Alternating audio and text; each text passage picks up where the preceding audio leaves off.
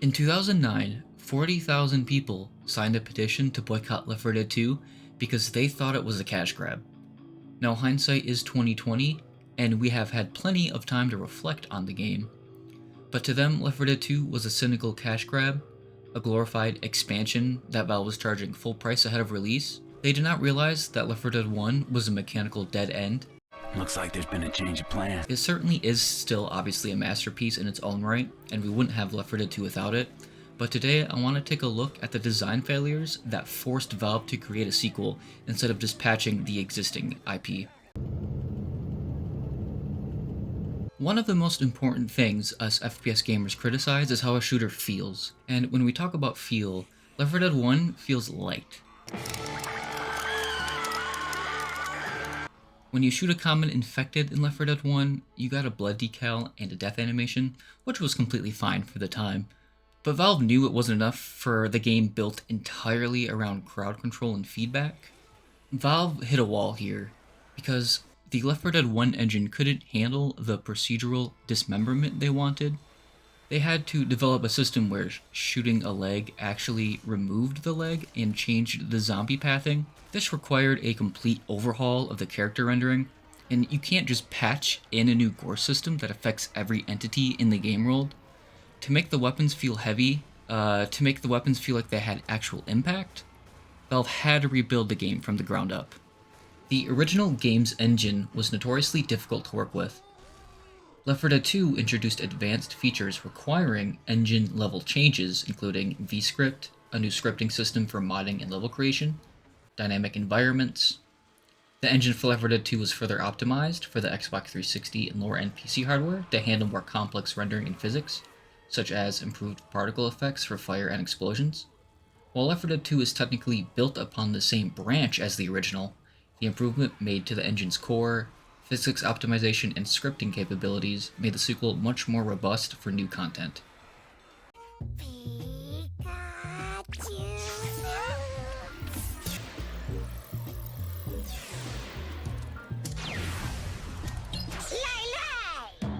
In the first game, the AI director was essentially, in my opinion, a glorified dice roll of enemy spawns. The world itself was a static prop. Once you knew the layout of Blood Harvest, you knew it forever. This is where Left 4 Dead 2 introduced dynamic pathing. The director can now change the layout of the map on the fly, opening some doors, locking others, or changing weather to obscure vision like in Hard Rain. I think this was the final nail in the coffin for Left 4 Dead 1. The sequel wasn't just harder, it moved the series away from direct memorization to max adaptability for the AI director.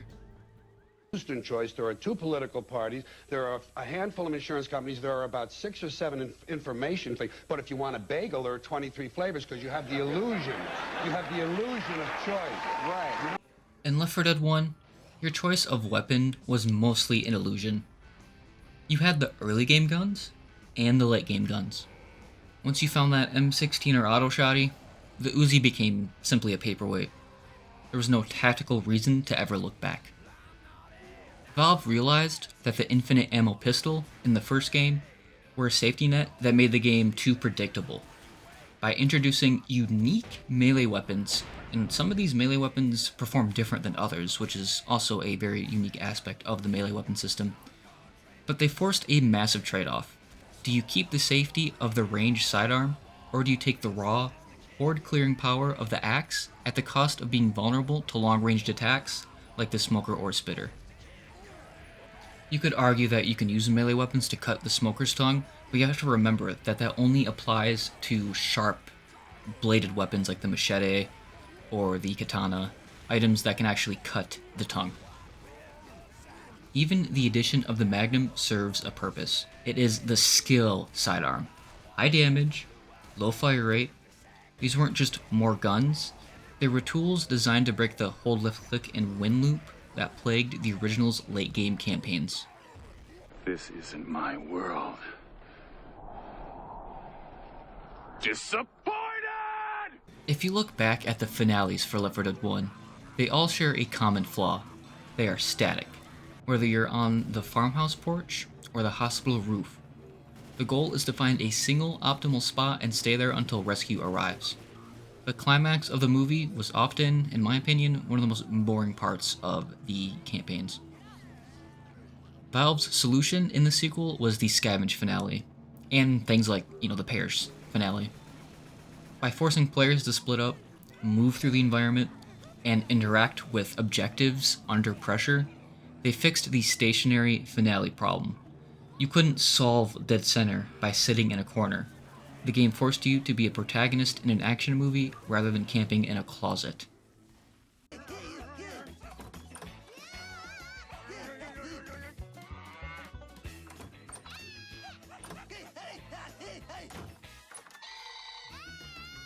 Every great game has a silent teacher. It's the visual language that guides you through a map without needing a waypoint marker or a mini-map. But in Left 4 Dead 1, the teacher was mostly asleep. The first game suffered from what I like to call gray-brown syndrome. Everything was usually a dark forest, a dark warehouse, or a dark hallway. While it absolutely nailed the atmosphere of the horror vibes, it failed a fundamental rule of level design: readability. Because the color palette was so restricted, the path was often indistinguishable. You were mostly wandering in circles. The director could spawn 1,000 zombies, but the biggest threat to the survivors wasn't the horde, it was sometimes the environment itself. This is why Left 4 Dead 2 feels a bit different. Valve introduced the concept of high contrast landmarks. Look at Dark Carnival, for example, the Whispering Oaks Ferris wheel and roller coaster. These massive structures are visible from as early as the first chapter highway, acting as a constant northern star for the survivors' ultimate destination, the concert stage. In Hard Rain, the bright white of the storm and the yellow of the burger tank sign acts as a beacon. Valve realized that to make a game about fast-paced movement and split-second decisions, the environment couldn't necessarily be a confusing riddle.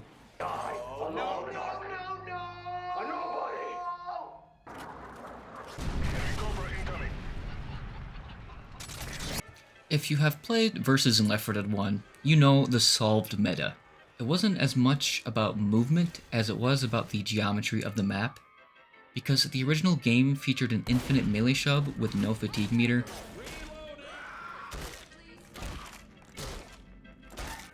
The most effective way to win was to find a corner and stay there. This created a massive problem for the AI director. If the survivors refused to move, the game stalls. The only special infected capable of moving the survivors was the smoker. But a tight death ball of 4 survivors could instantly shove or shoot a teammate free.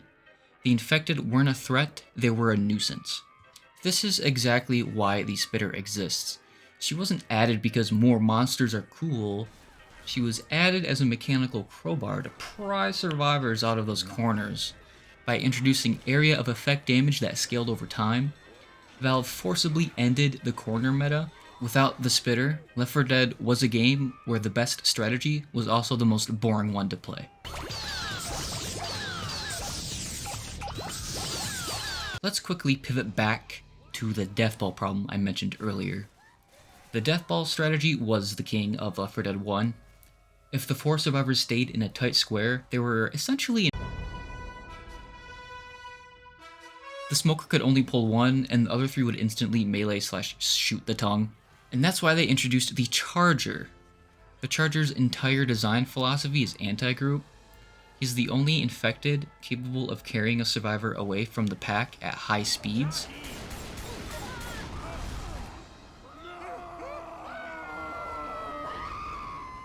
Along with the Jockey in some ways, but these additions weren't just variety, they were balanced corrections. They were designed to punish survivors for staying too close together, the exact opposite of the spitter, who punishes you for not moving. You could say Valve was playing a game of mechanical cat and mouse, and in Left 4 Dead 1, the mouse had already won.